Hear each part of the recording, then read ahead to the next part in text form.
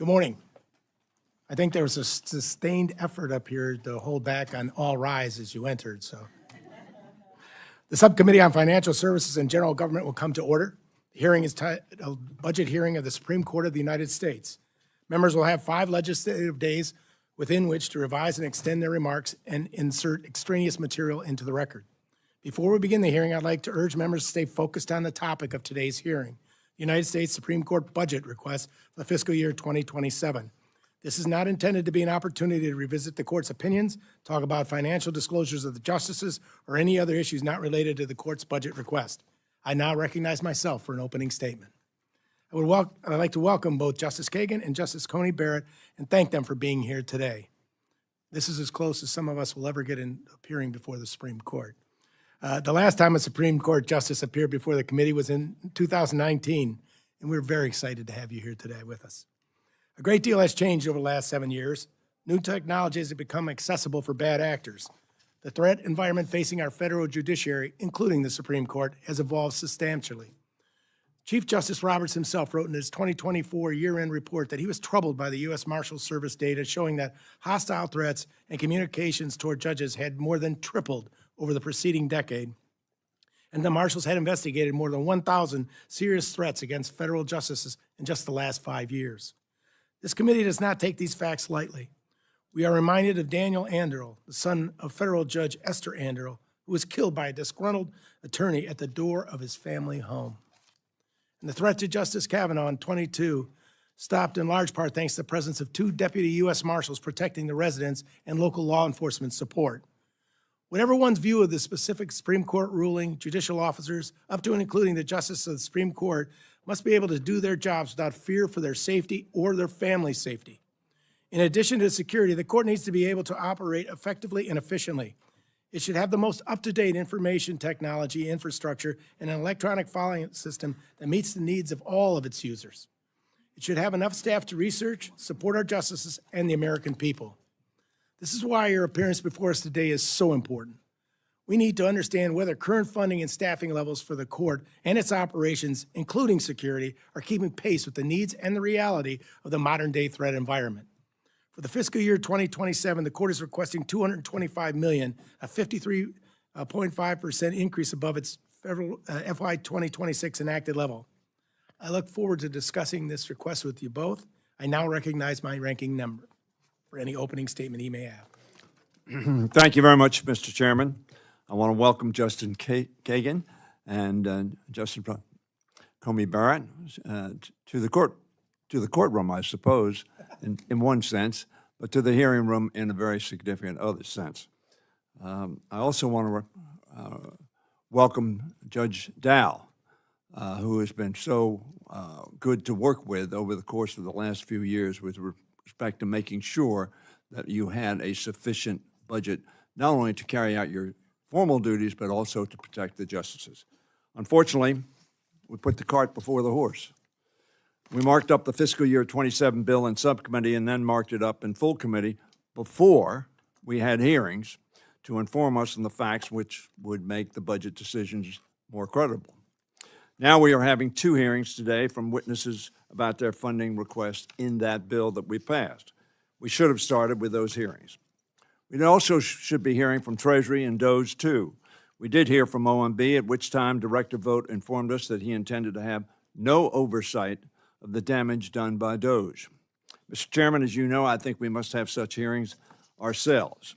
As has been widely noted, this is the first time the Supreme Court justices are testifying before a House committee since 2019.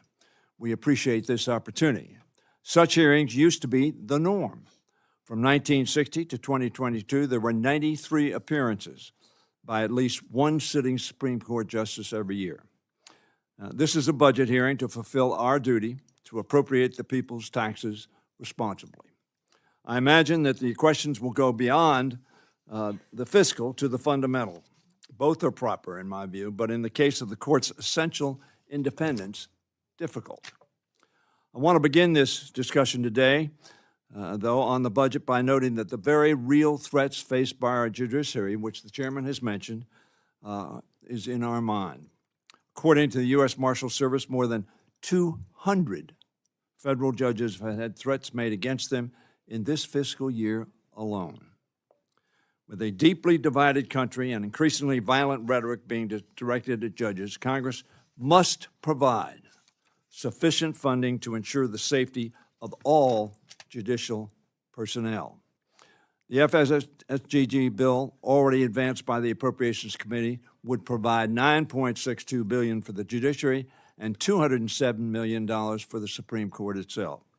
That's a 4.8% and 7.3% increase, respectively. Included in the bill is a $28.9 million increase for court security. At the same time, while we take measures to protect the physical safety of judges and court staff, Congress also has a responsibility to safeguard the independence of our judiciary and its ability to protect the constitutional rights of all Americans. Part of that is making certain that there is adequate funding for the public defenders, and I'm glad that we were able to address the budget shortfall for defenders serving in fiscal year 26. In fiscal 27, the committee supported funding defender services at $1.79 billion, with an increase of $26 million over the last year. That is a constitutional responsibility both the courts and Congress have. The rule of law depends on a judiciary that is properly funded, especially now when we need a strong judiciary to protect Americans from the imposition of a theory, in my view, of executive supremacy. This administration is routinely engaging in conduct that tests the limits of our Constitution. We must remember that our republic is a three-legged stool: the Congress, the executive, the judiciary. I believe that each branch must be held accountable by the other two, as well as that each branch has a constitutional duty to protect the constitutionally granted powers of the other two. The American people whom we represent expect the Supreme Court and all our federal courts to play its constitutional role as a transparent and neutral arbiter of the law. Just as we in Congress must do our duty to hold the executive and judicial branches accountable, so too must the court carry out its responsibility to keep an overreaching executive or legislature in check without overreaching itself. At the same time, I believe the court has a responsibility to guard against the executive subverting the Article I powers of the Congress from usurpation by the executive. That was the founder's genius of separation of powers and the assurance of checks and balances. That is how America's judiciary maintains the trust of the people and prevents constitutional crisis. As John Adams said, we are a nation of laws, not of men. Maintaining the checks and balances to ensure that precept prevails remains the difficult but necessary job of each of the branches. In doing so, each branch will earn the structural deference our founders intended, and they believed essential to perpetuate the democratic republic they so ably constructed. Justices, I thank you and your 7 colleagues for the work that you do, and I look forward to this hearing and what you have to say today. Thank you, Mr. Chairman. Thank you, Mr. Hoyer. I now recognize the ranking member of our full committee, the gentle lady from Connecticut, Ranking Member DeLauro, for her opening remark. Thank you very much, Mr. Chairman, and thank you and Ranking Member Hoyer. And maybe I'll start with, may it please the court, may it please the Congress. Justice Kagan, Justice Coney Barrett, welcome. Thank you so much for appearing before this committee today. The last time, as has been said, any sitting justice of the Supreme Court appeared before this committee was in 2019. And my hope is that this sets a precedent on the role of the United States House of Representatives. I fully appreciate the unique constitutional role of the court and the immense responsibilities each of you carries as members of our nation's highest tribunal. Judicial independence is fundamental to our constitutional system, and nothing about today's hearing should be understood as diminishing that principle. At the same time, independence does not preclude accountability. Cabinet secretaries, agency heads, and leaders of independent institutions routinely appear before Congress to explain how taxpayer dollars are being spent and to answer questions regarding their budget requests, and the Supreme Court should be no exception. Each year, Congress exercises one of its core constitutional responsibilities by appropriating funds for the federal judiciary. It is therefore entirely appropriate that the court appear before this committee each year to discuss its needs, to answer questions from the representatives of the American people. As two of our nation's foremost constitutional scholars, I thank you. I thank you for recognizing that the Constitution vests the power of the purse in the Congress in bringing your budget before us today. Turning now to your fiscal year 2027 budget. No one can ignore the disturbing rise in threats directed at members of the federal judiciary. It is not lost on me or any of us the increasing prevalence and intensity of threats against not only you and your colleagues on the Supreme Court, but against judges throughout the federal judiciary. As of the 1st of July, there have been 370 threats made to federal judges, according to the U.S. Marshal Service. During the entirety of last year, there were 564 threats made. At this rate, we are looking at a 31% year-over-year increase in threats against federal judges. That is simply and deeply an alarming rise. We are not strangers here to this heightened threat environment. Members on both sides of the aisle have seen an increase in serious, credible threats of violence as well. This poses a danger not only to public officials, but to the institution of democracy as a whole. Our system cannot function without a reasonable guarantee of safety. In recognition of this need, we approved on a bipartisan basis more than $890 million for lower court security for fiscal year 2026, an increase of over $140 million compared to the previous year. In the spring, this committee passed a funding bill which included over $920 million for lower court security, a further increase of almost $30 million and equal to the amount proposed in your budget request. We are carefully considering the additional funding requested to fortify the Supreme Court and increase security for yourselves, your families, and your colleagues. We are, of course, more than happy to provide the resources necessary to ensure the safety and the security of the judicial branch. But we must be diligent in our duty as appropriators. For instance, will this additional funding for security be sufficient for the future? And how will that be measured? Will you need to come back again for further increases? Or will this be a one-time infusion, and will that suffice? This is a gravely serious issue, and we must make sure taxpayers' money is handled well. What action is the court taking to strengthen public confidence through ethics, transparency, and accountability? It is no secret that political divisions in our country have grown deeper over the past decade or more. That, I believe, is one factor that has contributed to the erosion of trust in our system, including the Supreme Court. Various scandals have also plagued the court in recent years, from leaked decisions to financial entanglements and conflicts of interest, contributing to a growing sense among the public that our government exists to serve special interests and not the public good. The proportion of Americans who have confidence in our courts has declined from roughly 60% a decade ago to around 35% in 2024, according to Gallup. A democracy cannot sustain itself if the public has no faith in its institutions.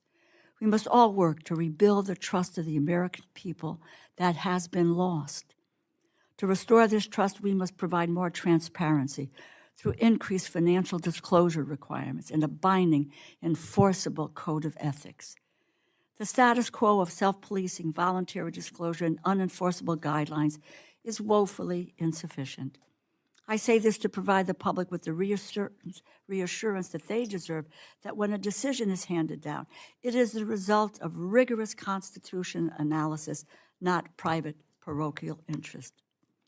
Over the past few weeks, as we have approached and celebrated our nation's 250th birthday, I've spent time reflecting on the founding and on the genius of the framers, Their insistence on an independent judiciary that has, in Hamilton's words, and I quote, neither force nor will, but merely judgment, end quote, has proved indispensable to the endurance of our democracy. I believe we all share a commitment to preserving both the independence of the judiciary and the public's confidence in it. Independence and accountability are not competing values. They are complementary pillars of a constitutional democracy worthy of the public's trust. Thank you so much for appearing before us today. I look forward to your testimony. Thank you, Mr. Chairman, and I yield back. Thank you, Ranking Member DeLauro. Today, we welcome the testimony of Justice Kagan and Justice Coney Barrett of the Supreme Court of the United States. Justice Kagan, without objection, your full written testimony will be entered into the record. With that in mind, we ask you to please summarize your opening statement in 5 minutes. Chairman Joyce, Ranking Member Hoyer, Ranking Member DeLauro, thank you for giving Justice Barrett and me the opportunity to present the Supreme Court's fiscal year 2027 budget request. But if you don't mind, Chairman Joyce, before I do that, I would like to say a few words about Senator Graham's untimely passing. Senator Graham, of course, was a member of this House before he became a senator. And in part, I wish to express the entire court's condolences to his sister, the rest of his family, his many friends and colleagues here in the House, in the Senate, and elsewhere, on behalf of the entire court. But I'd also like to make a few more personal comments. You know, it's not very often, well, I'll just say that I didn't get many Republican votes when I was confirmed to the Supreme Court. And that's the usual state of things today. Not many Republicans vote for the nominees of somebody selected by a Democratic president, and not many Democrats do the same for someone selected by a Republican president. And one would not expect such a cross-party, if you will, vote, certainly from somebody from a deep red or deep blue state. And yet, Senator Graham voted for me. And I vividly remember, because he was a vivid person, the conversation that we had in his office prior to my hearing, where he got to know me. It was a long conversation. He took the opportunity to get to know me.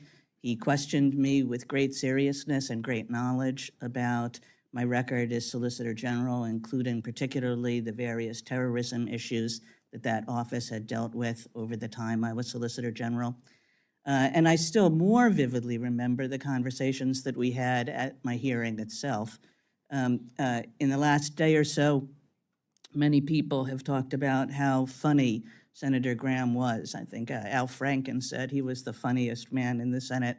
But what I remember about that hearing was that somehow Senator Graham made me look funny, which is a harder thing entirely, by asking me what I had done on Christmas the following year. And I'll skip the back and forth, but many people said to me afterwards, that exchange with Senator Graham was the moment my confirmation was sealed. So I want to express my gratitude towards him, not only for his support, but for approaching the confirmation process with the kind of seriousness that he did, and the kind of respect he did. And I never got to know Senator Graham very well, but I can see why so many people will deeply miss him. And I just wanted to convey that on behalf of me, and again, express the condolences of the entire court to his family and friends. We are very appreciative, Mr. Chairman, of the subcommittee's constructive engagement and support. You and your staff have been with us each step of the way as we've added security funding to meet the challenges of these times. I personally have enjoyed our regular meetings together, which have often occurred at the court. Our respective staffs also speak and share information regularly, and I look forward to our future work. The Supreme Court's funding is provided separately from the lower federal courts and split between two appropriations, one for salaries and expenses related to the daily operations of the court, and another for care of the building and grounds. We will address the operating budget today. The architect of the Capitol will submit a separate statement concerning our buildings and grounds. The court's operating budget funds the daily activities you'd expect in any federal courthouse, such as library and research services, case management, visitor services, information technology, facility management, and security. We carry out our work with relatively modest funding. Our budget represents just 2% of the judiciary branch's total funding, which in turn represents 0.1% of the federal budget. Nonetheless, we take our responsibility as fiscal stewards very seriously. In fiscal year 2027, the court is requesting an additional $14 million, a 7% increase for salaries and expenses. Over the last 5 fiscal years, the Supreme Court's funding needs have grown on average 15% per year. Aside from annual inflationary increases, recent growth in the court's budget has been almost entirely for security expenses. The majority of last year's funding increase went to shifting the responsibility for residential security of the justices from the Marshal Service to the Supreme Court Police. I first joined the court in 2010. Our security was very different at the time.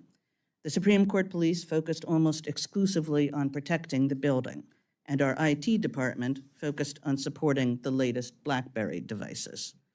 I didn't have a security team of my own, and I was accompanied by security personnel only when I participated in work-related public events.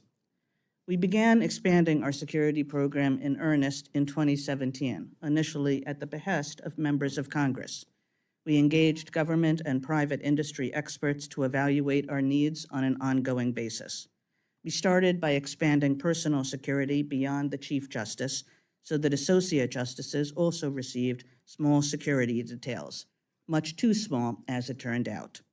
As threat assessments called for larger details, and as overtime costs correspondingly rose, we requested funding for more officers, vehicles, and support staff. As events at the Capitol and other federal courthouses revealed our building's vulnerabilities, we also added new physical security systems. When personal threats increased following the Dobbs leak, we expanded our residential security and threat assessment activities. Similarly, as online attacks grew in number and sophistication, we requested additional cybersecurity resources. Our strategy has been consistent across security functions: expand incrementally but effectively to meet evolving security challenges. We are not alone in this. Although orders of magnitude smaller, the Supreme Court's police department is modeled after your own Capitol Police Department. The two departments have matching pay tables and similar organizational charts. They work closely together on threats pertaining to the Capitol campus and beyond. They also face many of the same challenges, including officer recruitment and retention, and they have implemented many of the same solutions to address those challenges.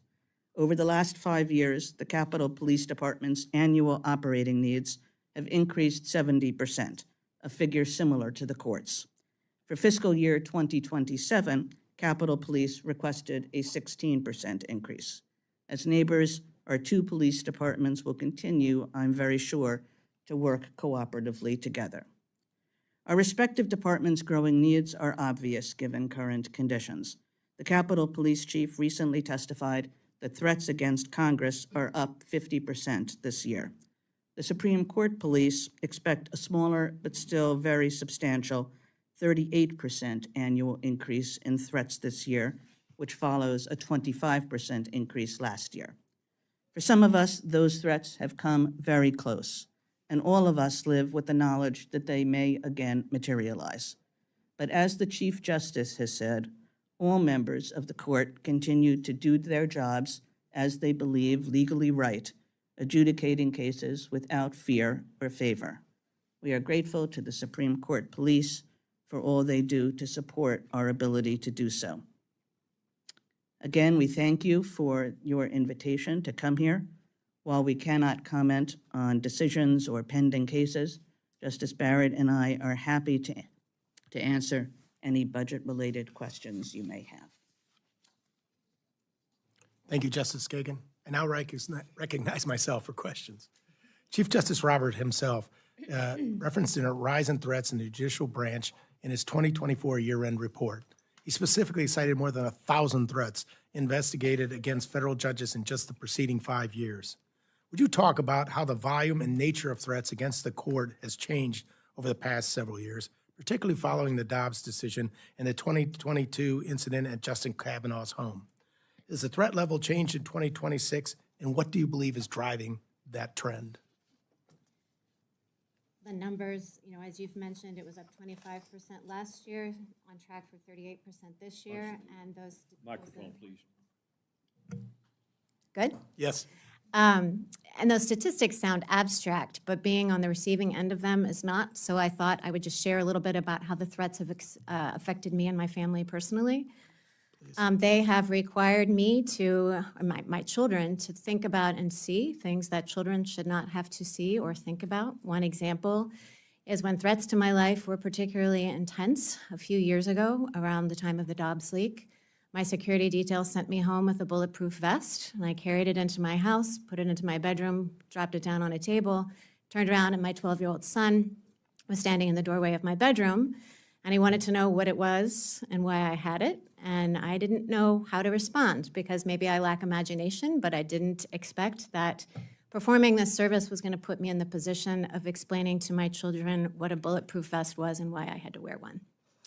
It's also been reported in the news that roughly 6 weeks ago, I was the victim of a swatting incident. At that point, my teenage son, one of my teenage sons, opened the door to go out with friends and saw in our street, it was full of police cars, who had responded to a false report of gunshots and raised voices in my home. I was very, very grateful that I had Supreme Court police outside my home because they were able to stop and meet with and explain to the county police that it had been a false alarm, and so the police did not actually attempt to enter our home. Many of us, me included, have received threatening anonymous deliveries designed to intimidate and harass us. They are often sent in the name of Judge Salas's son, who I think, as you mentioned in the beginning, Mr. Chairman, is deceased because he was killed by a disgruntled lawyer who showed up at Judge Salas's home intending to kill her, but her son, 20 years old at the time, opened the door and took the bullet instead. Her husband, standing behind, was seriously injured. So I think the message on these deliveries being sent in his name is clear. As Justice Kagan said, federal judges across the country, throughout the judiciary, including the Supreme Court, continue to do their jobs without fear or favor, but the threat level is really high. Over the last few years, we've seen an increase in First Amendment-related activity around D.C., including the Supreme Court campus. The Supreme Court building itself has had perimeter fencing up at various points in recent years. What is the current state of permanent physical security upgrades to the building, and how much of this budget request is dedicated to capital improvements versus ongoing personnel costs? I think, go ahead. No, go ahead. No, feel free. Most of the money for this increase is personnel and not building arrangements. We have occasionally put up perimeter fences. We don't like that. We want to express a commitment to be open and transparent to the public, as I know other governmental institutions do as well. Occasionally, we have found it necessary, given the threat level, to put up some barriers, but they come down as quickly as we can take them down.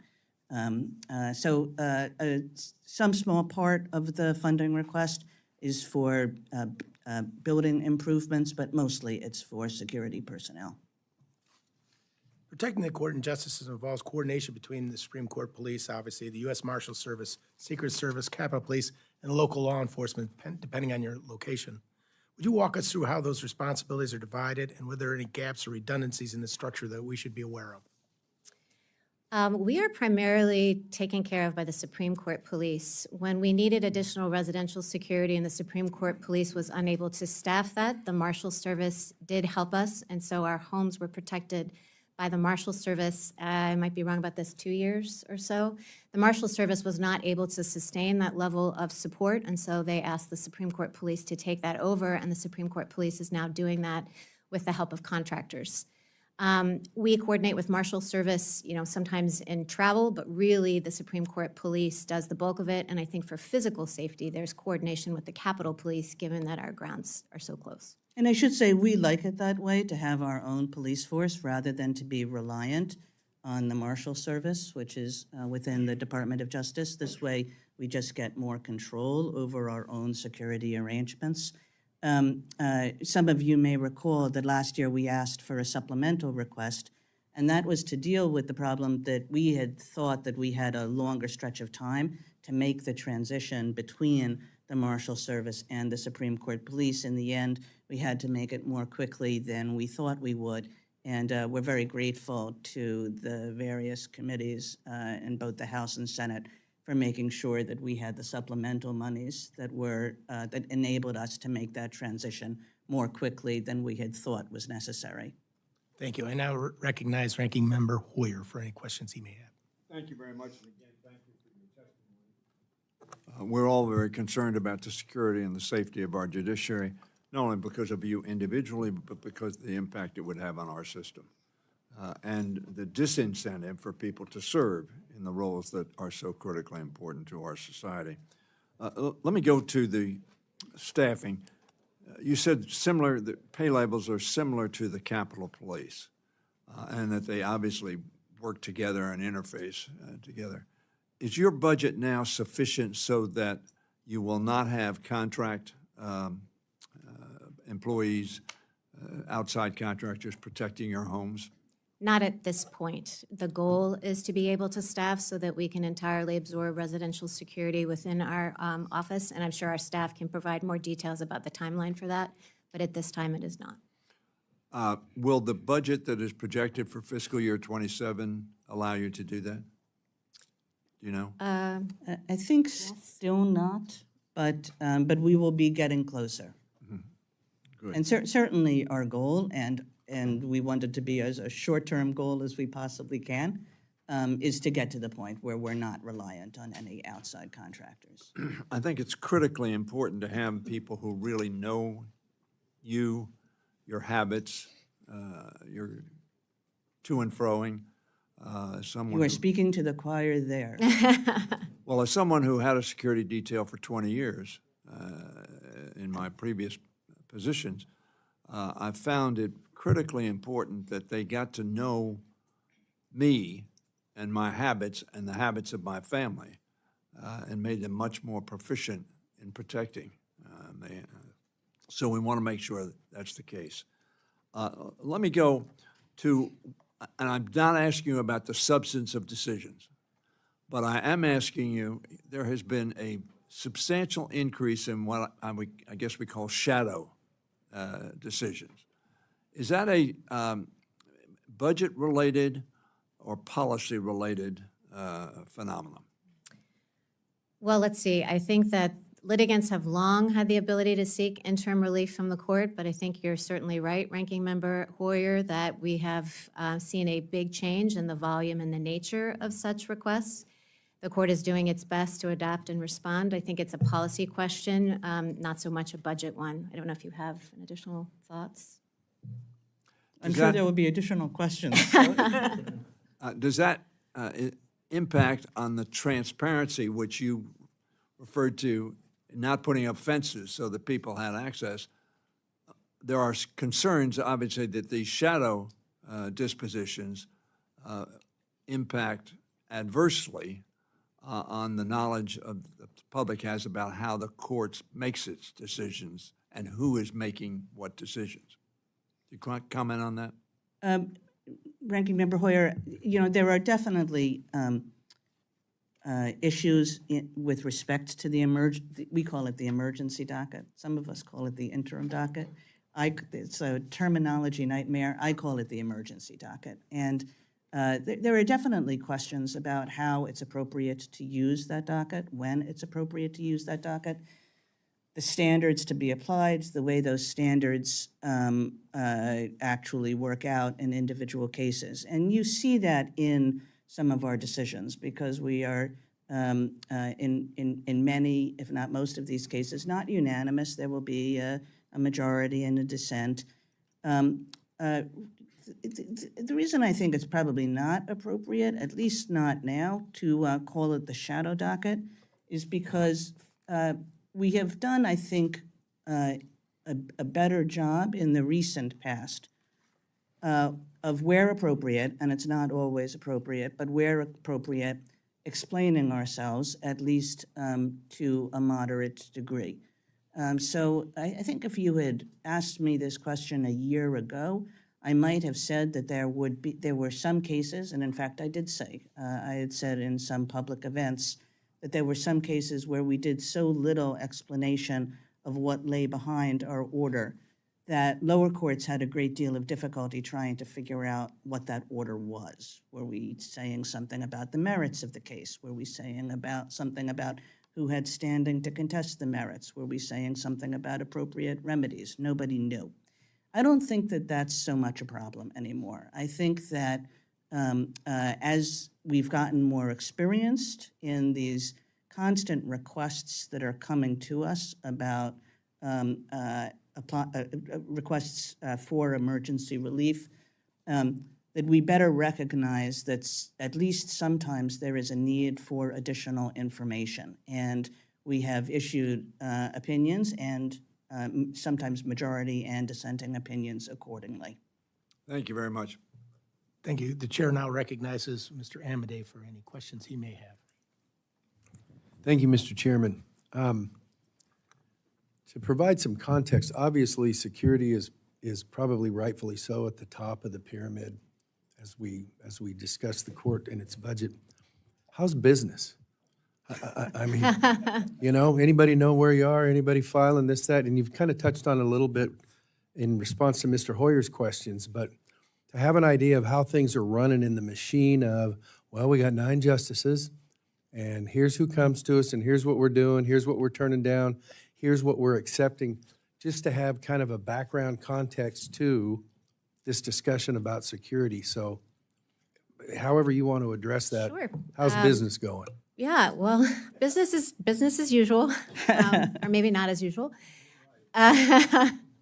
So we do everything we can to be transparent and to welcome the public into the court. We've really taken strides in adapting our website to make it more user-friendly. So people can come to our website, they can easily access all the briefs, all the opinions. The website also has information about who the 9 justices are, the history of the building, that sort of thing. Our courtroom is open to the public. We routinely have public courtroom lectures to groups that are coming in. I believe all of my colleagues, I know I do, speak to groups and school groups that come through to educate them about the court. Our curator has exhibits throughout the first floor of the court to educate people about the court, including a wonderful exhibit that's up about Cooper versus Aaron. We have the Cooper bench from the famous case that's out in the court right now, complete with a video explanation of it in which all 9 of us participated. So I do see a need for educating the public about what it is the court is doing. And so the court, I think, has done its best to try to make that accessible to the public. Great, thank you. How about caseload? What's the case? I know threats are way up. How's caseload? Well, we have, as Ranking Member Hoyer suggested, we have a more than ordinary emergency caseload. I would say we have about an ordinary regular docket. If you look back really a number of decades, our docket has gone down. You know, when I clerked at the court, so that was, I'm afraid to say how long ago, but in the late 1980s, the court handled about 140 cases a year. The court now handles, in terms of regular argued cases, maybe 70 cases a year, so a significant decrease. There's a cottage industry and explanations for why that decrease took place over time. But for all the time that I've been on the court, we've been relatively stable. So the last 15 years or so, we're doing about, you know, maybe 1 year at 75, 1 year at 60, but something on that order. So we continue to hear cases every month and to always decide, always issue all our opinions before July 4th every year. Thank you. I yield back, Mr. Chairman. Thank you, Mr. Amadei.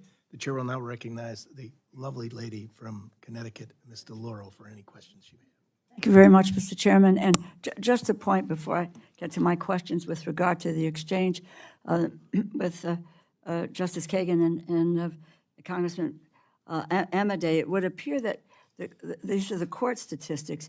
In 2006, there were 10,256 total cases. In term 2024, 45, almost 4,600 cases. So it is about a 55% decline. I have to imagine in analyzing that. This is in petitions, are we talking about? Yeah, so that it may be that what happens there is the interim shadow, whatever docket we're talking about here, that may be a part of that. So that there has been, in a fewer cases than you pointed out that have happened in prior decades. And then the issue of staffing is how commensurate is then the staffing to what the case is. But let me just, and I won't get into this, but in terms of, there's always the view out there of what about cameras in the court, so we have them everywhere here. But as members of Congress. Is that good or bad? Okay, I'll take a breath on that. No, it's. I'm sorry, I didn't mean to turn it around. No, what you were very good. It's very good. It's called transparency. Anyway, my questions.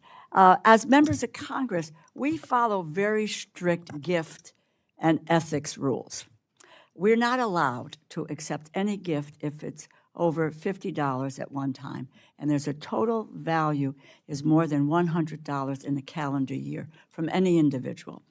There are exceptions, and an entire committee, we have an ethics committee that decides whether a trip or a gift is allowed. But as justices of the Supreme Court, you can and do accept these gifts without any committee or without hesitation, or maybe there's hesitation, but in any case, you can accept these gifts. The Supreme Court does not have a gift ban or a binding code of ethics. I know in 2023, a voluntary code of ethics was adopted, but it is entirely self-policing without any mechanism for enforcement.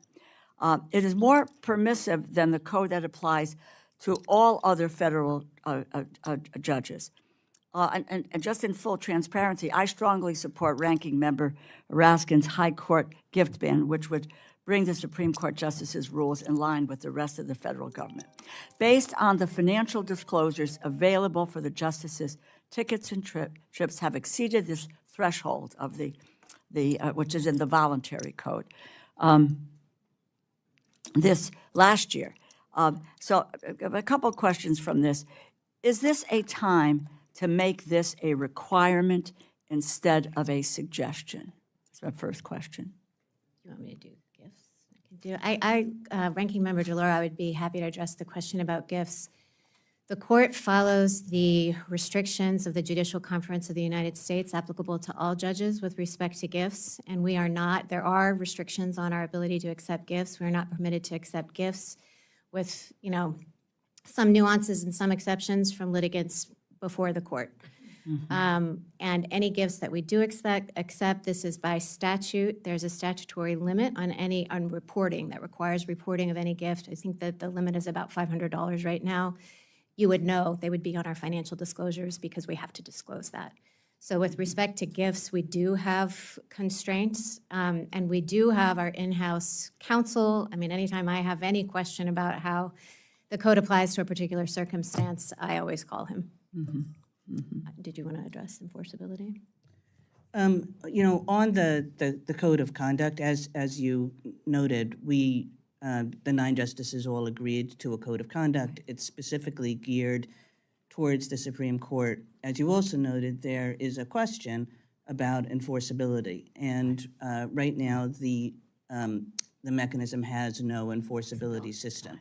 And this is something on which various people have spoken in the past, and I've made my views known in the past, which is that I think we should work hard to try to figure out some enforcement system. I will say that that's an extremely difficult question for a pretty obvious reason, I think, which is that I don't think that you would want an enforcement system that was controlled by the executive branch or by the legislature. And this is because of what you said in your opening statement about the importance of judicial independence. You know, you don't want a president picking an inspector general to decide, you know, which of us is breaking the rules or how we're breaking the rules. So I think it really has to come from within the judiciary, and that's hard because, you know, we sit at the top of the Judiciary Committee, so it's hard to figure out how to have a system that makes use of judicial resources to police us. One idea that has been suggested by some people is to use respected retired judges. Right. That has, you know, some pros, some cons. I think that this remains an open question, a question of discussion.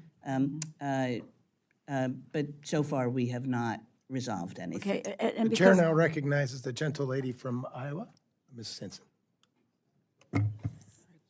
Good morning. Thank you to both of you for coming before our committee today, and you were so welcoming to this full committee when we came over to visit with you a few years ago and to have some of these similar conversations about your security needs. And I'm so sorry you're having to deal with many of these same threats that members of Congress and our families also deal with. And Justice Barrett, you were sharing that story about your 12-year-old. My boys are 13 and 15, and so I've had to have some of those very similar uncomfortable conversations with them about our security posture, even in the middle of Iowa. So I am sorry you're having to deal with that. I think reasonable people can disagree and unreasonable people resort to violence, and unfortunately that's where we are. And so I appreciate your comments on that, and know you are not alone in dealing with those challenges, but it is unfortunate nonetheless.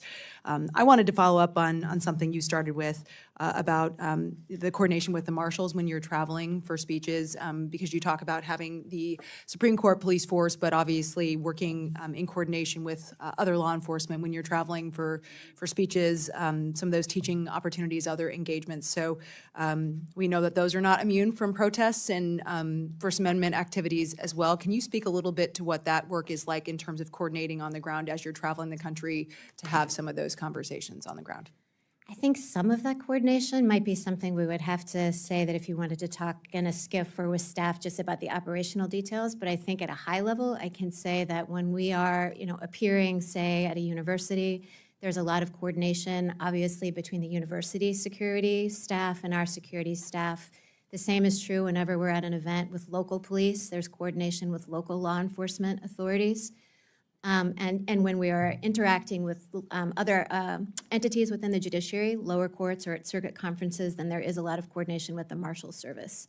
I think some of the specifics I probably don't know enough to speak, with specificity, but probably would have to say that would be like in a private meeting. No, absolutely, and I think happy to have a further conversation about that, because simply we just want to make sure that you feel safe as you're going out and exercising your duties to be open to the public, right, and have those conversations in a public setting. It's of utmost importance that you can do that and feel safe, and that you're getting adequate law enforcement response on the ground, no matter where you're having those conversations. Speaking of recruitment, I just kind of wanted to talk about that as well, because you mentioned that you're on par with Capitol Police, and many of the arrangements are similar to what Capitol Police are. We know that the court's currently offering a $60,000 hiring bonus for Supreme Court police. Can you speak a little bit to the difficulties that you're having in recruiting top talent to take some of these open positions, and where things currently stand with? Yeah, well, this is a tough time to hire police officers. It's a challenging recruitment environment that maybe fewer people are going into the policing profession, and so you're competing with a lot of entities for the same top qualified people. Notwithstanding that, we've managed to do pretty well. We do offer a recruitment bonus. We like to think we're a pretty good place to work, and we take great care to make that so. But it's a challenging time. And how do you balance, obviously, that recruitment with some of the risks that, people very publicly see, right? And you're the face of that, obviously, in not only the decisions that are made, but obviously people come and see the court and people come and want to hear from you. How do you balance that recruitment with some of those risks in terms of getting people in the door? Yeah, well, people definitely come in the door. I mean, we are, we have many visitors to the court. We have a packed courtroom most of the time when we hear argued cases. So we're trying, very hard not to let it interfere with the court's openness to the public. And we'll continue to try our best to do that. And just to make sure that we have the security personnel, the security resources we need to ensure safety within an essentially public building. And just a question about, and maybe it's something that needs to be addressed in a SCIF as well, because you think about the limelight that's on you, and that may shift depending on a case that's being heard or a decision that's been offered. Do the number of officers or marshals assigned to you vary dependent on that limelight, or is the detail pretty consistent no matter who you are? We are each assigned between 4 and 8 members of a security detail, but in particular moments when the need arises, and especially if someone is under particular threat or if they're speaking more publicly, so they're more in the limelight in an event, that number increases and we're able to pull from other resources within the court.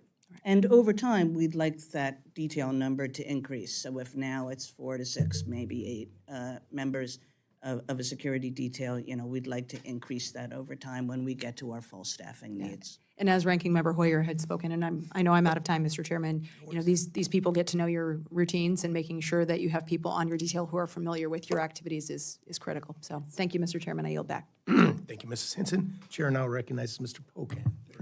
5 minutes of questions. Thank you, Mr. Chairman, and thank you both for being here. I couldn't make our most recent informal conversation, but I remember a few years back, you both were very generous with your time, and I really appreciated that discussion, so thank you both for that. I think there's no question that any of us, there should be no partisan difference in wanting to make sure everyone's secure.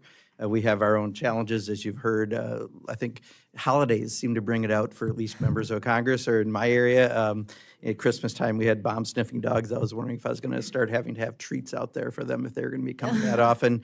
My brother's a judge in Milwaukee County. There was a court trial over someone who had threatened his life via phantom family court. So, I'm glad you're here to talk about those security concerns, but I think hopefully you can tell we're like one party right now when it comes to this and making sure that you have that security. I do want to say, though, I think at a 30,000-foot level, public also has some questions about our institutions, and incumbent on us then is to make sure that we're at times either explaining or reforming to meet where some of those concerns are. Right now at the executive branch level, I think people are seeing some unprecedented amounts of new things happening that in 250 years as a country haven't happened, and that's causing concern. Here in the legislative branch, I would argue, I think people think we've lost our copies of the Constitution and that we're a co-equal branch of government. We're not doing our jobs. But I think when it comes to your branch, specifically the 2 areas I hear the most, and I do a lot of town halls, are the shadow docket or emergency interim docket, and then the issue around code of conduct. But shadow docket's one I really like the explanation. I'm not a lawyer, my brother is, but the amount of cases that you took up last year were surpassed, or the last session were surpassed 63 on the so-called shadow docket versus 56 on the regular. And if you go back in history, during the Bush and Obama Solicitor General times, emergency relief was only done 18 times combined over 16 years, right? So this is a huge change in how this, and I'm going to use shadow docket because I'm a journalism major. I was taught to talk at 8th grade level, so everyone understands it. That's the vernacular I think people understand. But, they're not really fully briefed. They're not fully argued opinions in the same way I think that people are used to the tradition of the respected tradition of the court. They're unsigned, usually emergency orders, but that definition of what's an emergency certainly seems to have changed given the number of cases. It usually was elections or like someone was on death row when you dealt with this, and now it's about whether trans people can serve in the military or cases that may not be seen by the public in the same way. So my question is just help me understand this. There's, I have a podcast and we had a conversation on this with an expert one time, and they said a few suggestions they had. And let me run this by you. And if you could just talk a little more about this so I can understand why the cases have gone up so much. They suggested things like restoring more mandatory jurisdiction to the court so that you're not maybe cherry picking in some ways, empowering lower courts to seek guidance from you ahead of time. So maybe sometimes that could take care of things, an inspector general for the judiciary. Anything you want to talk about? Those are some things that came up, but I would like to be able to explain to people next time I have a town hall and people ask about this, why this rise has happened in areas that I don't think we really expected those cases. And while you said there might be a decline, I think just this Trump presidency alone, in 16 months, there's what, 34 of these? Maybe my number's off, it might even be higher by now. There were 41 in the first Trump full term. That seems like a rapid expansion of this. So I talked too long, but if you could address that, I'd appreciate it. Thank you, Congressman Bocan. I'll address something about the numbers. And I saw something about this in the news in the last couple of days. I'd have to sit down to figure out the numbers. I think that it could be that what the numbers are referring to are, we have mandatory jurisdiction in a sense over all of these emergency applications, because every single one of them, we have to either grant or deny. So to the extent that we've disposed of, say, 67, I'm not exactly sure what the number is, some of those may be denies. It's not that there were 67 grants, but in every single case, we wind up doing something on the emergency docket because we've either denied relief or we've granted relief. So, you know, as long as we have that jurisdiction, we don't have the discretionary jurisdiction like we do on the merits docket, where we have cert authority and we choose which cases to take. On the emergency docket, it's like you just take all comers and you have to grant or deny these motions as they're filed. I didn't mean to suggest, Mr. Congressman Pocan, that the overall numbers had declined, just that there was a decline in the, when we grant relief with no explanation, that we do that less frequently than we once did. But I think, you know, you've made some excellent points about the, there are downsides of using emergency relief, that we don't get the kind of briefing that we ordinarily do. We don't get the argument that we ordinarily get. And we should consider those downsides when we decide how often to grant this relief. Now, I will say that the court, again, you know, as its question is like, why are all these people coming to us for this relief when they didn't in the past? I think partly it has to do with the fact that the court did grant some of these petitions, and then you encourage everybody else to bring them to you. And now it's become, you said, like, how's business? How's business? Is like, business is pretty good on this side because people see that there is at least a potential for us to grant relief, and so why not file a petition? And the court, I think, again, has, and there are differences, there are disagreements among the 9 of us. We talk about this all the time. Sometimes a majority does something and there's a dissent. But I think over time, we have at least tried to do better in important cases, ensuring that we have some degree of sort of regular-ish process, so that there are some emergency petitions. For example, the one that was just decided involving the Federal Reserve Bank, which we almost treat as though it were a regular case. In other words, we ask for argument, we make sure we get sufficient briefing to decide it. So occasionally we've done that, and that is something that I think we need to consider going forward as well. Thank you. Thank you, Mr. Pocan. The chair now recognizes the gentleman from Texas, Mr. Cloud, for 5 minutes. Thank you, Mr. Chairman, and thank you, Justices, for being here. It's great to see you again, and thank you for the opportunity we've had to speak with you about this over at your place a couple times over the last few years. Most of my questions have been addressed in those meetings regarding security. I did want to just point out that this is not just, it's your personal security, but it's also the IT systems that need to be updated. It's the cybersecurity that you're constantly attacked that's also being addressed in this as well. Correct? Correct. The cybersecurity attacks have been up, you know, by magnitudes year after year. AI is, and the rapid advancement of AI is making that more and more possible. We haven't suffered the kind of paralyzing attacks that some of the lower courts have, but in seeing that, that has caused us to try to ramp up very quickly our cybersecurity protection. And so some of the funding that we're seeking is for additional cybersecurity experts who can come in when we've tried to proceed very responsibly. We've consulted, we had an external review done by experts, and then we've assembled a tiger team inside the court to try to implement those suggestions, because it obviously impacts not only the independence of the judiciary, but their national security risks to having our systems be vulnerable. One of the big issues recently was the leak that happened, and the court was doing its best effort with the tools available at the time to track down the leak. I don't know if we've found the leaker yet.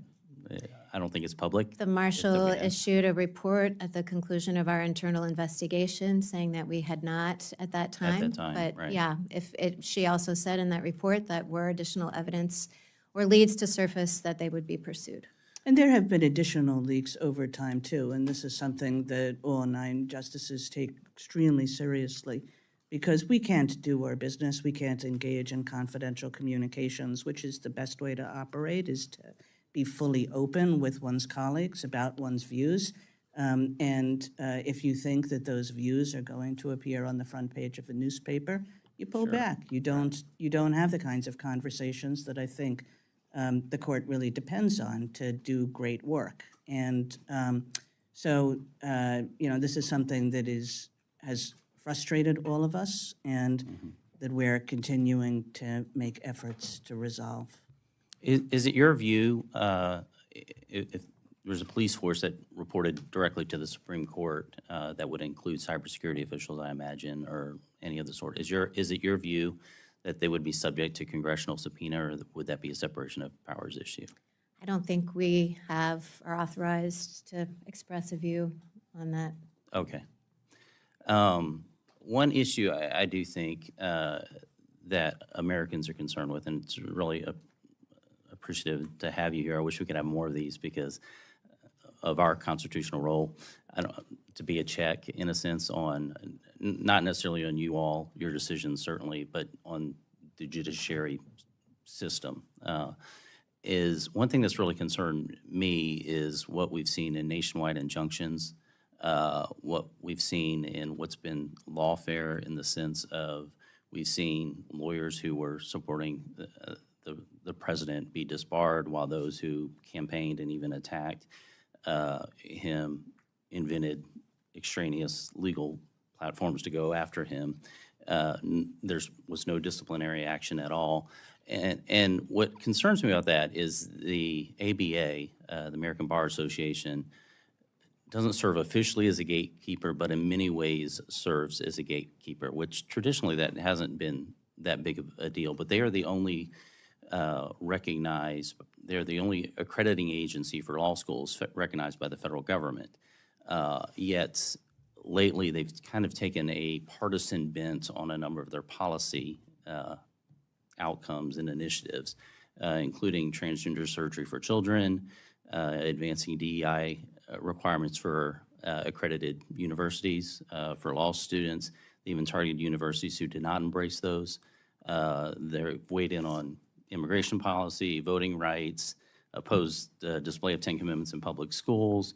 They have opinions on a number of different international issues, including urging support for the people of the Western Sahara, self-determinant. So it's all that to say, it's gone beyond making sure that we have good people who are qualified representing us, yet they serve in many ways as a gatekeeper. And I'm curious what would be the right way to approach that. Texas Supreme Court, I know, issued an opinion that basically said they shouldn't be the sole gatekeeper anymore, at least for Texas is concerned. Whether we should have more creditors, whether we should leave that to the states, I think there's a congressional role in this, and so that's why I'm asking. If I may, we have a hard stop of 11:45 because the justices need to go over to the Senate and testify there. I want to make sure everybody gets their 5 minutes. So, and if you can respond to that in very quick order, or we can move on to the next questioner. It's Up to you. It's up. I'll say something very quickly. Each state is in charge of the admissions of bar requirements for lawyers, and so I think that lies with the states. Thank you. Now recognize the gentle lady from Washington. Mrs. Thank you, Mr. Chair, and thank you both so much for being here. One of my concerns with Congress's increase in the security funding for members of Congress that we recently executed here was that it's not really addressing the root cause of the increased threats of violence and the underlying sort of lack of accountability for people making these threats. I don't want to make soft targets out of my local electeds, my teachers, my nurses, because we are hardening our security infrastructure as elected officials. You know, if my kitchen is flooding, I turn off the water before I start mopping up around the kitchen.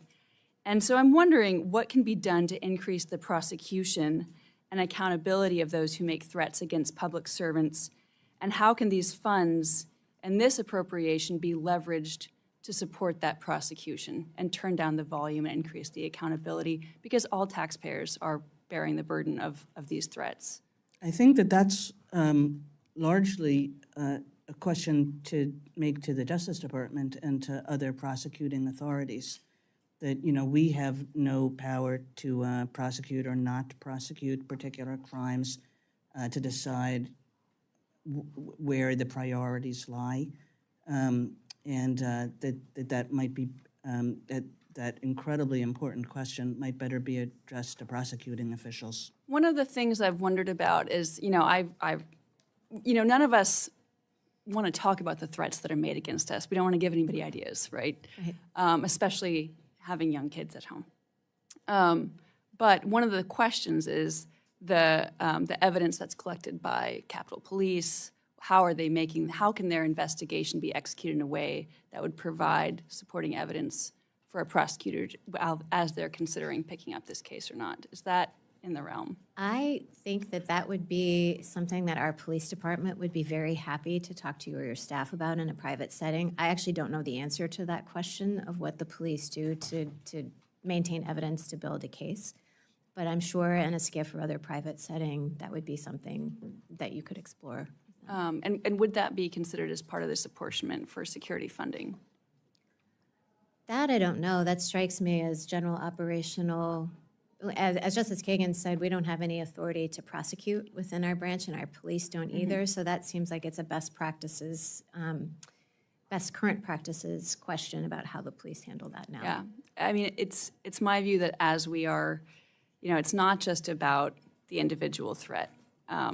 We have to maintain our security, but the way that we are pursuing that security should be done in a way with a longer view towards more accountability and better use of taxpayer resources and a more deliberative democracy.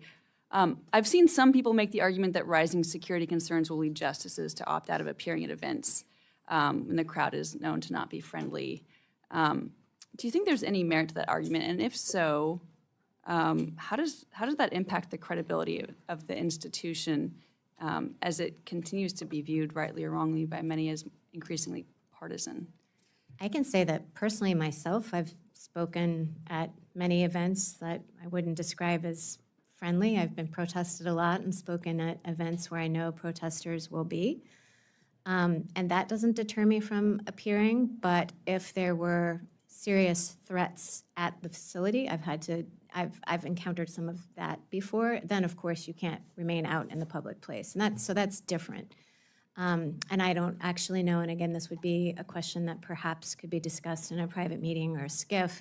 I don't actually know how often that has happened, but I think when there are actually threats to life, then obviously the public event can't go forward.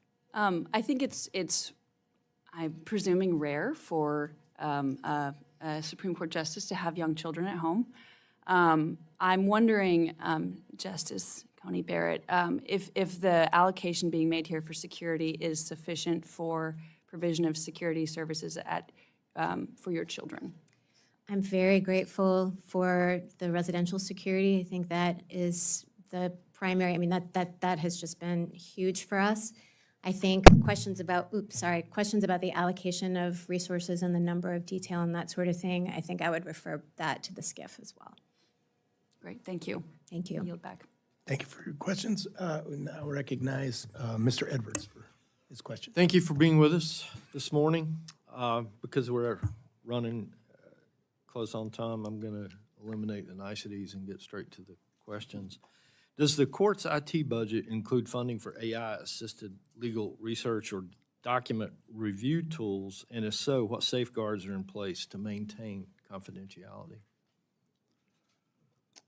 I don't think that our review budget, that our budget includes a specific, appropriation for AI. I think that, this is a question that we're looking at very closely in terms of what our rules should be going forward, what the best practices in this area are in terms of how justices, how their clerks, how their assistants use AI, and make sure that it's used appropriately, but not used on where it's likely to create more dangers than anything else.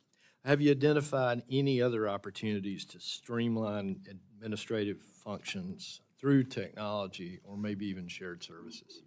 I think the court is always seeking efficiency, and I think we operate on a pretty lean staff in terms of how our technology works. I mean, I do think that our IT staff works very hard to make things work efficiently on the inside. As Justice Kagan said, I mean, I know a lot of corporations and maybe Congress too are turning to AI to gain efficiencies, and we're not there yet because of the risks that AI could present, but it is something that we're studying.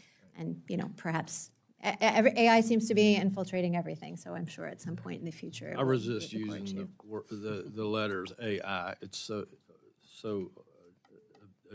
abused. I'd rather just say new technology. But thank you. Speaking of staffing, how many current unfilled positions are there in the Supreme Court? And can you give us any perspective on what those are and how long that they may have been vacant? Okay, if you know that, you're better than I am. I do not know that. Does anyone know that? I think we'll have to get back to you on that. We can send something over. Well, as an appropriator, I'm always really curious about that sort of thing. We have we have an incredibly, the amount of time that people spend on the court constantly amazes me. So every year we have these events where we give little pins to people and so forth, and especially when they retire. And they, it's like 30 years on the court, 40 years on the court, 25 years on the court. So this is not a building which is in constant turnover in terms of its employees. There is really long-term service in this building. I think people like to work there. I think people feel honored to work there. And the result is that we really don't have to worry about a lot of turnover. Last question on the appropriations front. Have there been any recent audits or reports by the AG where there were any material weaknesses found that have not yet been resolved? Material weaknesses in our expenditures or budgets? Right, the total operation of the Supreme Court. Is that a no? No? That's a no. Okay, well then, since that answer was so quick, let me ask. I should have dragged it out, Congressman. Let me ask one more question. What deferred maintenance or capital investment is there still listed as a backlog, and is that for public consumption? I think that the budget for the grounds is not part of our current security, our current budget request, so I'm not sure Right. what maintenance or grounds expenses would be included in that, the architect of the Capitol. All right, thanks. Next time, we're going to bring your controller. Thank you for being with us. Thank you, Congressman. There's a severe backlog in all federal buildings as far as deferred maintenance. Now recognize Mr. Ivey for 5 minutes. Thank you, Mr. Chairman. I appreciate that, and thank you to the justices for joining us today. I wanted to follow up on the shadow docket issue, emergency docket issue. We're not policing your vote. Call it whatever you want. Whatever you want. I recognize the sensitivity about it, but I do, and I thank you for your comments about this. We found comments that you all had made at public events, and so I thought it's something that I could raise. One of the things I wanted to ask about is with respect to the injunctive relief, temporary injunctions that were put in place that had come up to you all, and you all looked at it, irreparable harm. I think, Justice Barrett, you kind of noodled about this publicly on a couple of occasions. And I wanted to get your take on that, because just to be candid, I represent Prince George's County. We have tens of thousands of federal employees who've been laid off or forced out during this time period, in part during what's been going on with the litigation in these cases. And frankly, the strategy for many of these was, if you can get injunctive relief for them so they can stay on the job, at least they can, keep their house, keep their kids in college, make sure they can put food on the table. To the extent those injunctions were lifted, because I guess some of these don't have opinions, but I guess some of the justices thought that this didn't constitute irreparable harm. It was pretty damaging from the perspective of them. And it looked like the analysis was focused mainly from the government, or I mean the Trump administration's perspective. So I wanted to get your take on that. To me? Well, yes, ma'am, but to both of you. Let's see. So I think the specifics of individual cases are something that we're not prepared to get into in the hearing, just because that would be, especially, I don't know exactly which of the orders that you're talking about, but especially if they were unreasoned orders, then to talk about the reasoning of them would disclose the internal deliberations of the court, which would be inappropriate for me to do. I would say that in our opinions, including in our emergency docket opinions, we lay out the factors that are considered, in considering grants of emergency relief, and irreparable harm is one of those factors, as is likelihood of success on the merits, balancing of the equities. And so I think the factors are laid out quite plainly, how they apply in any individual case, or how we have applied them in individual cases. I wouldn't want to. That's fair, but I'm not asking specifically for individual cases.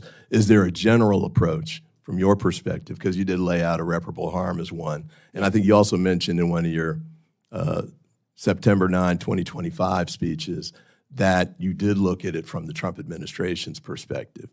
Go ahead. Please finish. I wanted to see if there's also a view from the perspective in this instance is the plaintiffs who, or the parties who were government employees or whoever, who were on the opposite side of that. Okay, I now understand your question. Yes, those factors, they're from a case called NCAN. Those factors, it's built into the test itself that you gauge irreparable harm, likelihood of success on the merits from the point of view of the applicant. So if it were the employees, if they were the applicant, it would be the irreparable harm to the employee of not receiving the relief that they seek. If the person who seeks emergency relief is, say, the government, then it would be evaluated from that perspective. That's just built into the test itself, which is in the opinions in the cases. I do think, though, that the test also has room for what we call the balance of the equities. And that allows you to take into consideration also the what's going to happen to the non-applicants in any given case. Now, again, how that happens and is a different question. True. Excellent. And just another quick point on that front. For example, NIH, I want to ask you to answer this about the particulars of it, but one of my constituents had been a scientist doing research on Alzheimer's, and the clinical trial was shut down and she was forced out. And so it terminated not only her work, but the scientific research that we would all benefit from. 2 quick points before I run out of time. One is the Secret Service, from the standpoint of your work with respect to your protection. We did a lot of work. A committee was set up after the attempt to assassinate President Trump. Well, not candidate Trump then. And there were a lot of deficiencies found, frankly, by what the Secret Service had done. I think they've improved what their work is. I'd encourage you to have your police team do that. And then lastly, I know you answered with respect to Mr. Pocan, the ethics Your piece. 5 minutes are up, please. We'd Thank love you. to hear We now about what's recognize going Mr. forward Alford, with please. Thank you, Chairman Joyce and Ranking Member, and thank you for the justices for coming today. Really appreciate that. I do want to set the record straight as we begin, though. While we all love hearings before we vote on the appropriation bills, we have a very aggressive schedule for these appropriation bills. The chairman's objective was to finish them all before the end of June. We actually got them done by mid-June.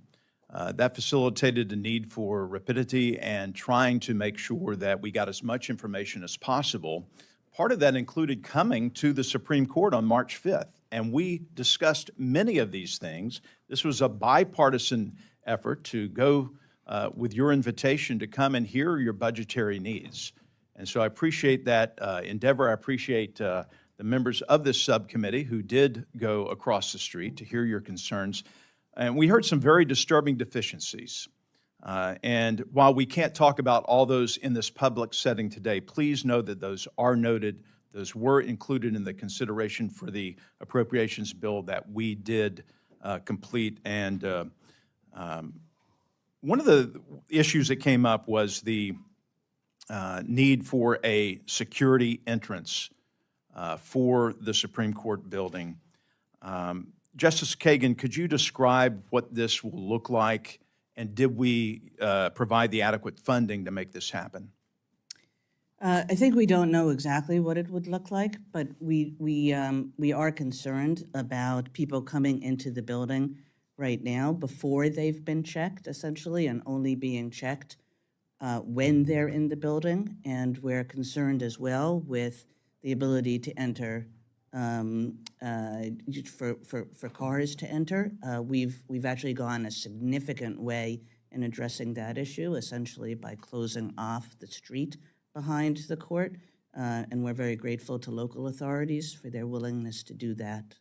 I think the point we made at the time is we have the beautiful visitor center here at the Capitol that was in part a security concern. It's also a great visitor center. It would be kind of mirrored in a smaller fashion across the street at the Supreme Court, and also what the president has proposed with a new security entrance to the White House with a ballroom on top, but a security measure underneath and a bunker. So thank you for clearing that up. One of the things I did mention at our in-person meeting, which again I'm grateful for, was a growing concern about the threats that drones pose to government buildings and protected officials, not just across the street at the Supreme Court building, but at your homes as well.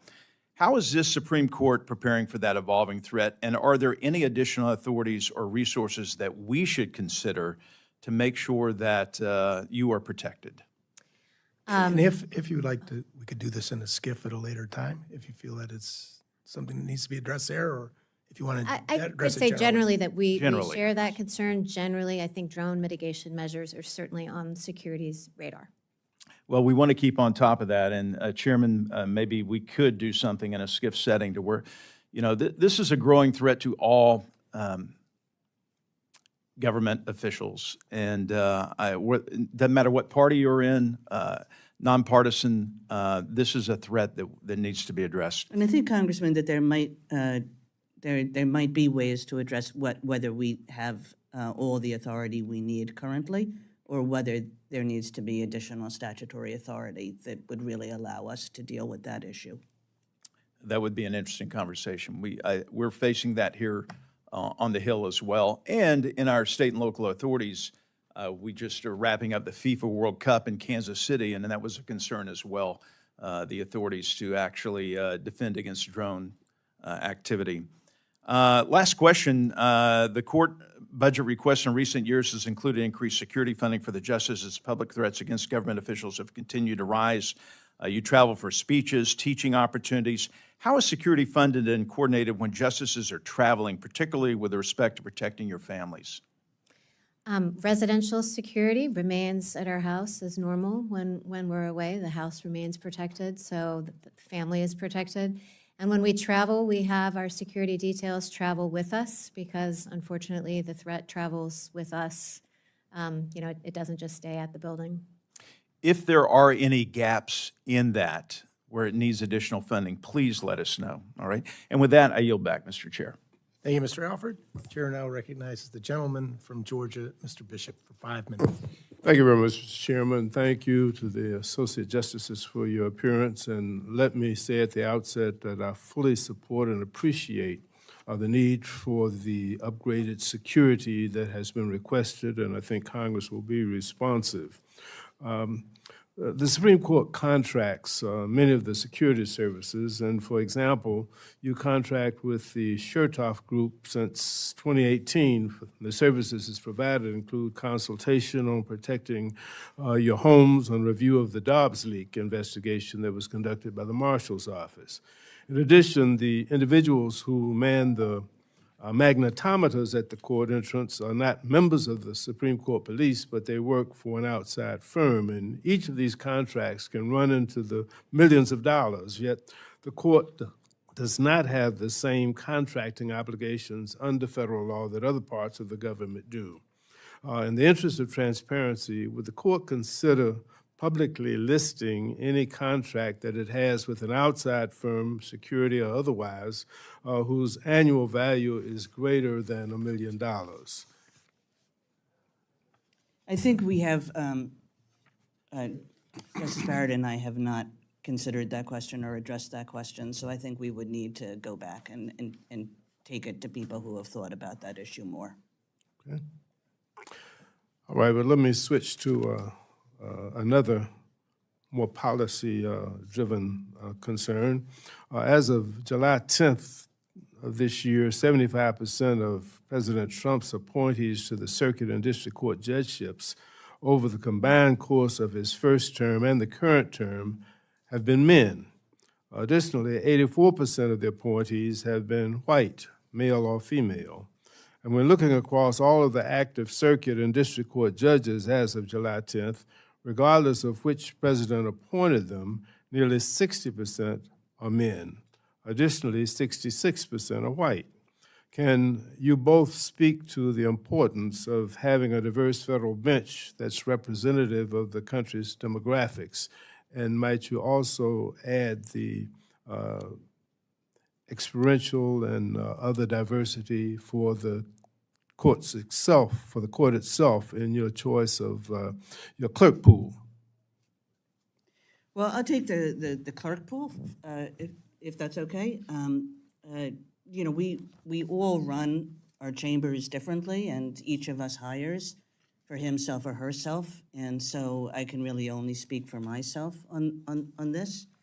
I value diversity of all kinds. I value diversity along the lines that you mentioned. I value diversity in terms of backgrounds and views, and you know, to make sure that I get all different kinds of backgrounds and experiences when I'm talking with my clerks, in particular.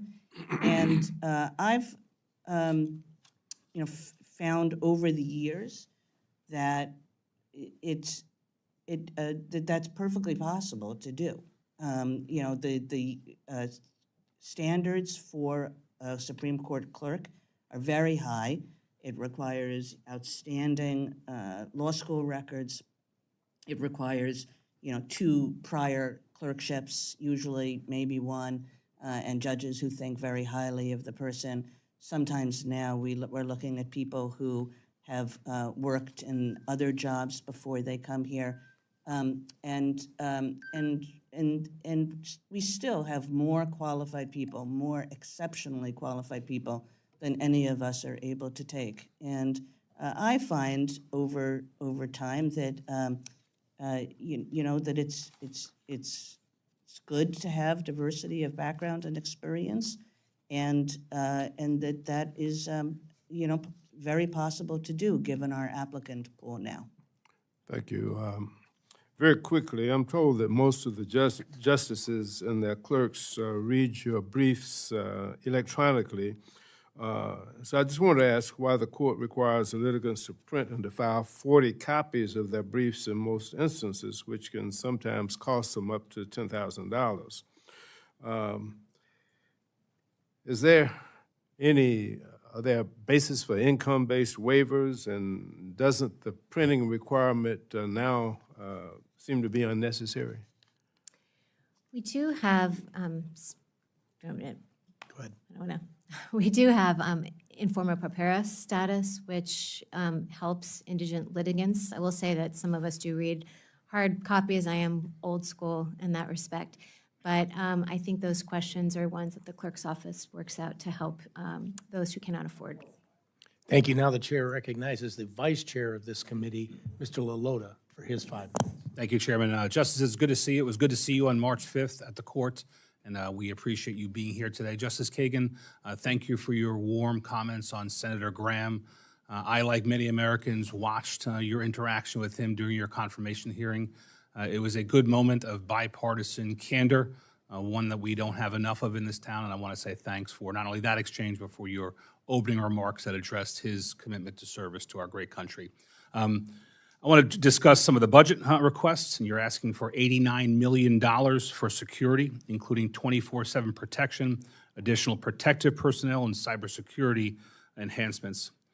Justice Barrett, can you briefly and broadly express how the change in the threat environment has necessitated that higher level of investment by the Congress?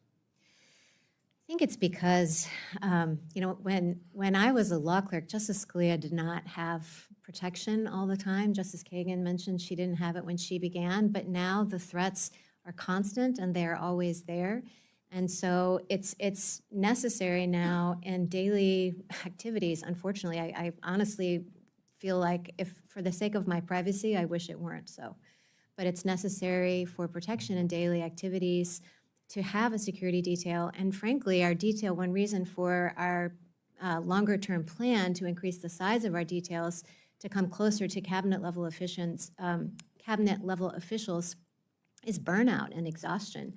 A detail of 4 to 8 people, when they have to monitor you around the clock, when they drop me off, I think I might have been mentioning this in our meeting on March 5th, when they drop me off at 11 o'clock at night, and then it's the same team that has to come back the next morning. I mean, it's just a lot of hours. Thank you. Your feedback then and now is very instructive for this. May I add just a bit? Of course.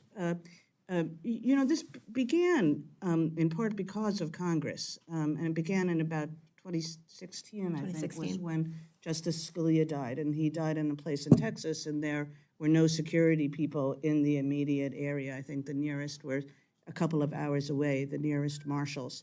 And we're very grateful because Congressman Issa and Congressman Cummings came to visit the court, and they were doing an investigation, you mentioned, of the Secret Service, and they were doing one at the time. And that required that they look at different institutions and departments, security personnel, and they came over to the court and they said to the Chief Justice, this was how the Chief described it to us, they said kind of like, we think you're crazy, that you have less security than the director of the Office of Personnel Management does. And we think that you have to do better. And that was really the start when Congressman Issa and Congressman Cummings came to the Chief Justice, and the Chief Justice reported to us. And we were a little bit like, do we really? Because it's easier living life without security than living life with security. But we started, and we started slowly, incrementally, carefully, making sure that we balanced all the necessary factors. Then, of course, the Dobbs leak happened, and that really increased the urgency of the entire thing. But we've been working on this now for about a decade, and actually, I think, are grateful to Congress for coming to us and saying you have to up your game in this area. And there's still more work to do in this area. I think that both sides of the aisle take your security seriously. Justice Kagan, you mentioned earlier in your testimony the wanting to decrease your reliance on the U.S. Marshals and increase your reliance on your own court police. Can you describe the impetus behind that dichotomy? Yeah, nothing against the U.S. Marshals who do a terrific job, but I think this allows us to whenever we have to make a policy decision about how to use our security personnel, it's our policy decision. We don't have to convince anybody else. And what several members have suggested, I think, is absolutely true, that you want a completely stable workforce, so people who are providing you with security really know you. And to the extent that we're relying on the Marshal Service, they're coming, they're going, they have other responsibilities. They probably won't be committed to an individual justice or to the court full-time. I think I agree with your point. You should have a separation of powers in your own autonomy and your own security, and we should want to empower you to do that. Very briefly, in the world of finite budgeting, as you do more of one thing, you by necessity often do less of one thing, and we're right to consider doing more with respect to your security. Are we missing something when we do that? Are we doing something less when we do more with security? Are you doing less work? Are you delivering less opinions? Are we somehow degrading your ability to deliver justice in other areas? I think we carefully steward our resources, and I think our budget reflects the needs that we have to continue fulfilling our constitutional mission. Thank you. Appreciate you being here. I yield back, Mr. Chairman. Thank you, sir. And now we recognize like the wedding feast at Canaan. We saved the best for last in our Cardinal Womack, Thank you. Thank you, Mr. Chairman. former head of this committee. And what a joy it is to have our justices in front of us this morning. I've been around these precincts for a while now. I remember back in the day when it was Justice Kennedy and Justice Breyer that were here. You two have done very well today, but not quite as entertaining as those two guys. I can promise you that. And let me also acknowledge a couple of familiar faces in the crowd, Judge Dow, George Everly, who is back at the court now, and the great work that they do. We've had terrific relationships down through the years, and that has not changed with the court, and so I commend you for that and for this front row of people who obviously are your support staff and help this court continue its important mission. I don't have any budget-related questions, but in my remaining time, I'm going to give you an opportunity to speak to the rest of the people in this room. When I came in, and I came in late this morning, there was a line of people outside this door, and I'm sure that line is probably still there. And I was taken aback by how young these people look. So if you look beyond the front row in this room this morning, you will see the faces of young people from all walks of life who all to me look like they're at least under 25 years of age. And they are driven here for different reasons. I'm going to give you both an opportunity in the remaining time I have, 3 minutes, to speak to the hearts and minds of these young people who one day could be sitting exactly where you're sitting today, and give them hope that what we do in this country is, and what you do in the court is part of our genius as a country. And Justice Kagan, I'm going to let you go first. You have these young people's complete attention. You're raising the bar here. Thank you so much, Congressman Womack, for that wonderful opportunity. I think I would say to the young people in this audience and the young people everywhere, what is just true of our democracy, that it rests in their hands. And how we function as a country going forward is in large measure up to them. And that they should take all the opportunities that they can to learn about our country and to learn about its history and to learn about our governmental institutions, and then to figure out how they can do better and leave the world a better place than they found it.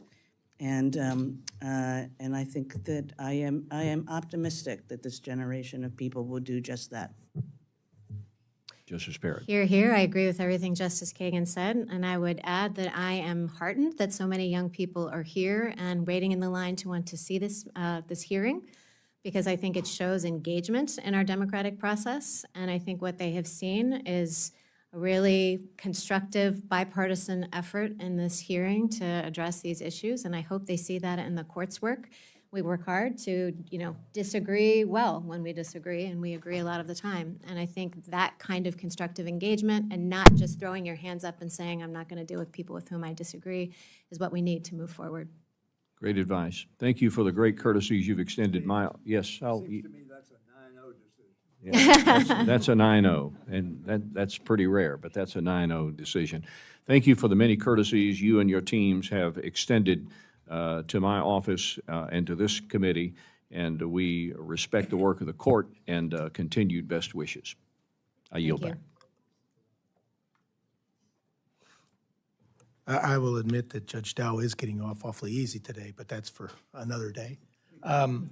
The ranking member of the full committee has asked for a moment to address something that she didn't get to in her statement. Thank you very much, Mr. Chairman, and I wanted to say to Mr. Womack, which is a very, the gravitas of what you've asked and the responses are really heartening and should be to all of us, and mostly including our young people who are today, who are hungry to be engaged and involved. My question goes back to something I was talking about, and Justice Kagan, it was just a couple of years ago. This has to do with the, you said the Supreme Court should consider an independent enforcement mechanism for its ethics code involving a panel of respected federal judges.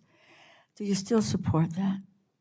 You know, I personally do. I think that we would be better off with an enforcement mechanism. And I think, you know, it's not to say, I think that my colleagues are taking this code incredibly seriously. I understand. We are all, you know, making every effort, and I think successful efforts to live by it.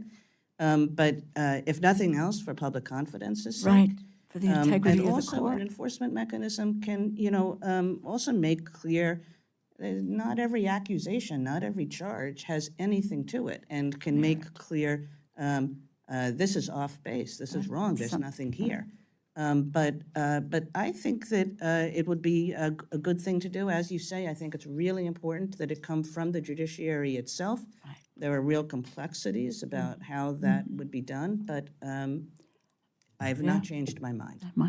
And Justice Barrett, do you support that effort? I'm less certain. I mean, I'm certainly fully committed to the code, as are all of our colleagues, but because of some of the complexities that Justice Kagan identified, I'm just not quite sure. The judiciary moves slowly, the court moves slowly, we have turtles everywhere because of that, and I think that if we had an enforceable, a body to enforce the code, it would have to come from within the judiciary. Without and I just think question. that it's a question of who selects the judges, how is the panel comprised? There are just a lot of complexities. Well, there's lots of integrity with regard to the court, there's no doubt about that. But a mechanism, every other body has that. We have a committee, all the federal courts do. It's just the Supreme Court that doesn't, and it should come from the judiciary. And my hope is that that be for the integrity of the court. We're all under real fire these days, and that includes the court. I think we have to demonstrate at every turn that we are understanding that of the kind of morality that we need to have and that we need to demonstrate to the public about how important we take the roles that we have and that we're not somehow abridging the system or abusing the system. Thank you very, very much, Mr. With that, our time has concluded. I would like to thank both Justice Kagan and Justice Coney Barrett for their being here today and for your answers. There may be some members of this panel who would also like to submit questions for the record. Please submit any questions for the record to the subcommittee staff within 7 days. This subcommittee stands adjourned.